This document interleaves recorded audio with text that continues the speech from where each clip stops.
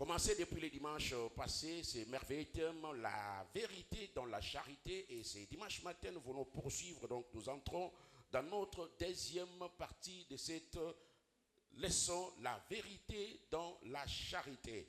Déjà depuis le dimanche passé, nous avons essayé un peu d'entrer en profondeur pour connaître comment se présente l'épître que Paul a eu à écrire aux Éphésiens.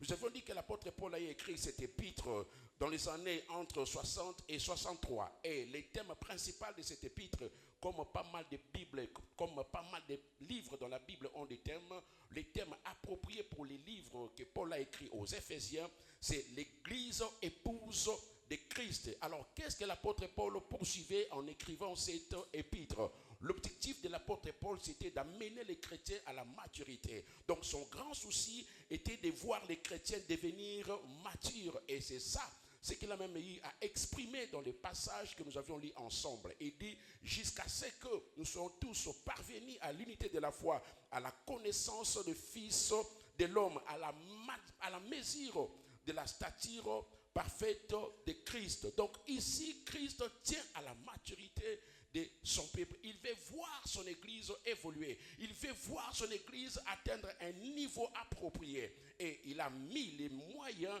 pour que l'église puisse avoir la maturité. La Bible déclare qu'il a donné les uns comme apôtres, comme prophètes, comme évangélistes, comme docteurs et pasteurs. Il a fait ses dons à l'église pour amener l'église à la maturité. Avoir un pasteur, un apôtre, un évangéliste, un prophète ou un docteur à l'église, c'est un don que Christ a fait pour que son église puisse être évoluée. Et non seulement ça, le but de cette maturité-là, la Bible déclare que jusqu'à ce que nous allons tous parvenir à la mesure de la stature parfaite de Christ. Et une fois que nous atteignons la maturité, il y a des signes.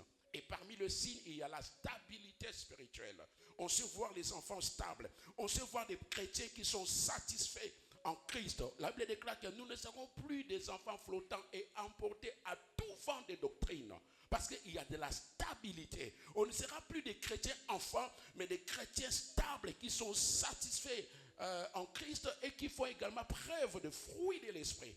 On sait voir en ces chrétiens le fruit de l'esprit. Et quand nous parlons de fruit de l'esprit, c'est le caractère de Christ.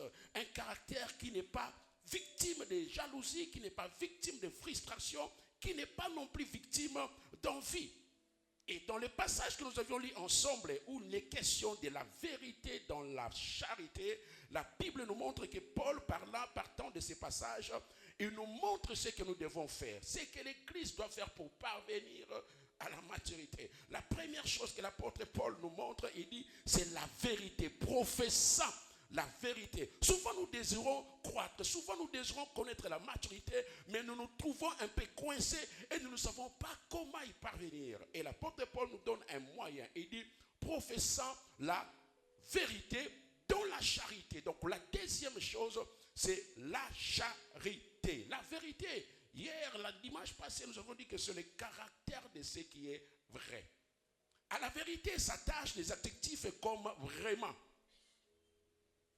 véritable. Nous les voyons toujours à côté de la vérité. Être vrai, c'est ça le souci de Dieu.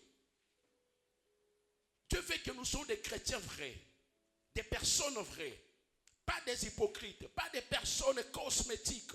Mais quand on nous regarde, on sait voir qui nous sommes réellement. Et cette vérité, waouh, l'apôtre Pierre n'a pas imprimé cela en lui. Et il a fini par régner Christ. Cette vérité, Christ l'a trouvée d'une manière surprenante auprès de cette femme qui a dit à Christ, je n'ai pas de mari. En cela, Christ lui dira, tu as dit vrai. C'est vrai, tu n'as pas de mari. Cette vérité, waouh, c'était la crise dans la vie ou dans le parcours de Géasi, qui n'était pas vrai tout en évoluant à côté de son maître Élisée. Il n'était pas vrai. Il a fait des manœuvres pour récupérer la richesse de Naaman.